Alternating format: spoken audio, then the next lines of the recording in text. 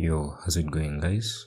In today's video, we shall be discussing a few other things that we would like to see added into the game to improve the playing experience and probably make the game more popular. This is a second installment of this video series where we make suggestions of new things that we want to be seen in the game. I will link the previous episode of this series in the description, or you can find it in the top right corner of your screen. And without wasting any time, let's get straight into the video. And starting right away, the first change that we need to see in the game should come in form of new game modes. The game has had pretty much the same game modes for a very long time, and it gets a bit boring playing these game modes, especially given the fact that some of them are not always available and only come once in a while. It would be interesting if they added some more game modes, and I'll give a few examples. The first example would be a game mode called Team Duo, whereby it's two teams of 3 people going up against each other and competing for which team can reach a specific number of KOs. An ideal number of KOs would be 30, and there would be 2 spawn zones whereby both teams could be respawned, and obviously both teams should be immune to damage in the first 5 seconds of being respawned. This is just an example. It would make the game more interesting, and it would add a new dimension to the level of competition in the game. Another mode which you could have would be a mode called Clash. It would basically be a best of 5. 2 teams would basically go up against each other, and the first team to destroy the other would win that round, and that would be a point. The first team to reach 3-0 would obviously win, and obviously if one team gets that 2-0 and the other team gets 2 wins, and then there would be a tiebreaker. So it basically has to be a best of 5, which means 3-0 would be an automatic win. That's just another example. We could have like 5 different game modes based off of these different mechanics, and that would give players a variety of different things to do when they open the game. Yeah, I guess that's it for the first suggestion. And then the next thing that we'd like to see in the game would be the matchmaking fixed once and for all. Currently we have the Bravery Road, which looks like an attempt at fixing the matchmaking, but so far from what I've seen and from what I've heard from other players, it's kind of made the experience worse for us players who are above the 10,000 trophies and have the divine heroes. Every time we log into the game, there are really no players, and you're playing against bots 99% of the time. You get so used to playing against the bots to the extent that when you encounter a real player, you're not ready and you expect it to be a bot, which leads you to lose very easily. So it would definitely help if this matchmaking was fixed once and for all. And the first way which I think this matchmaking can be fixed is by making deliberate efforts in increasing the player base as fast as possible. Obviously, if there are many more players in the lobbies, then that means the number of bots would be reduced. So one of the ways that I think the number of players in the lobbies can be increased is by actively trying to increase awareness of the game, and this can be done very effectively through big gaming YouTube channels, especially the mobile gaming channels, to attract other mobile gamers to this game, because it's obviously a very good game, but it just needs to be put in front of the right eyes. That would increase the number of players in the lobby, which would bring down the number of bots. And then the second way that the matchmaking can be improved is by making it easier for players to reach the 10k trophies and to be able to upgrade their heroes to divine. And in the case of making it faster for players to reach the 10k trophies, they could increase the number of trophies that players get for winning and also for getting second place, and they would make it harder to lose trophies. So instead of losing -5 or -4 for every defeat, it could be a maximum of -1. just to allow the players to reach 10k faster and fill up the lobbies with players, especially for the bravery road. And then in the case of upgrading heroes faster, I've said this before and I'll say it again, the rewards for the top league need to be increased, because as of now they are worthless. Like, no one gets the urge to grind for 2 days just to get 4,000 batteries, you know, when they've upgraded all abilities for every single hero.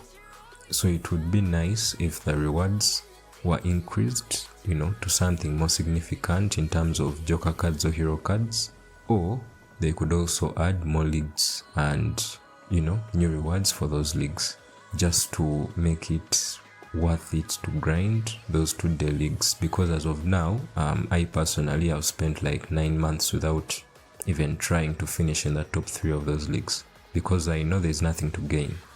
The only time I ever finish top 3 is when I'm grinding for a skin, and that also happens by mistake. So yeah, I guess that's it for the matchmaking. And that takes us to the third point, which is there needs to be more interesting maps added to the game. Yes, there's a variety of maps already, but we need some more interesting maps. And an example would be, since we have already had a map with trains, we can take it further and have a map that has a highway or a few roads that go through it, and occasionally on these roads trucks can pass or cars, and they basically will just do the same thing that a train does. If you cross the road and the car comes, it can knock you down and then someone has to revive you. But then it would be hard to revive you because there would obviously be other cars passing. And then the next example of a new map that we can have would be a map called the riverbank. And this map would obviously have an environment that looks like what you would find next to a river. You would find some puddles of water and also some sandy areas, and in these puddles we would have something similar to the grass, whereby if you pass in the puddle your movement speed is reduced and the sound of water can be heard. Of course, we could also have some grass, but it would be a different type of grass, like the taller grass on these riverbanks, and it would obviously make your hero much slower. Those are just examples. And then for the third example of a map which I would like to see would maybe be a space station map. Now in the space station map, it would basically just be some obviously nice map with an environment which would be similar to that in a space station, but then you could also have a glass on the bottom, and through that glass players would be able to see Earth. They would be able to see like planet Earth from a distance, and it would clearly show that the space station is in space and Earth can be seen from it. Yeah, so that's the third example. You can suggest other examples of maps which you would like to see, but that's it from my end. And then we proceed to the fourth suggestion, and this fourth suggestion is all about the season pass. Now the current season pass system, in my opinion, is not a good system. Judging by the different season passes that I've seen in different games and similar games as well, the one that we have in Bullet Echo is not a good one, and it could use some improvements. The most common feature of season passes is that there are always certain tasks which you have to complete to gain points for the season pass. But in the case of Bullet Echo, you just play the game and you gain stars, and the stars just help you to progress in the season pass. I don't think that's the best system, because it means that the season pass requires so much grinding. An ideal season pass system, from my experience and from the other popular games that I've played, would have a set of tasks that you have to complete to generate some points, and then those points would contribute towards your progression in the season pass. And then buying a premium pass would not allow you to get points faster, but would give you access to some other rewards which the free pass does not have. And then the other feature which I see with most common season passes is that the tasks which you have to complete get unlocked as the days go on. So for example, when the season pass begins today, you have access to like 3 tasks, and then tomorrow 3 more tasks will be unlocked, and then the next day 3 other tasks like that. These tasks could include something like dying in a storm 5 times, getting killed before picking up ammo, playing 10 matches in Battle Royale, making 20 KOs with your second weapon. Interesting tasks like these, and these would make the season pass much more interesting and much more realistic in terms of free-to-play players being able to feel like they can also play for it. But that's just my suggestion. And then we proceed to the 5th point, and I talked about this in the video before the previous one. That was the video about my favorite skins, and here we basically would like to see some custom visual effects for the skins. It would be much better if owning the new God Raven gives you access to different animations for the scan ability, you know, that would correspond to the skin that you own. Or if you had a satoshi skin, it would help to have a different color of the force field from the default skin. So this would make skins much more valuable and much more worth it to own, and I don't mind if the skins become more expensive, because obviously these visual effects take time and effort to implement, and money as well. They take a lot of time, money and effort to implement, so it wouldn't be a big problem if the skins became more expensive. And then proceeding to the 6th point, we would love to be able to switch between the weapons for each hero. For example, if I'm playing with Slayer, it would be nice if I could switch between his main weapon and his pistol, because the main weapon is good for certain situations and the pistol is also good for other situations. Obviously, there are heroes that have very bad secondary weapons, but it's not that hard to give them new secondary weapons.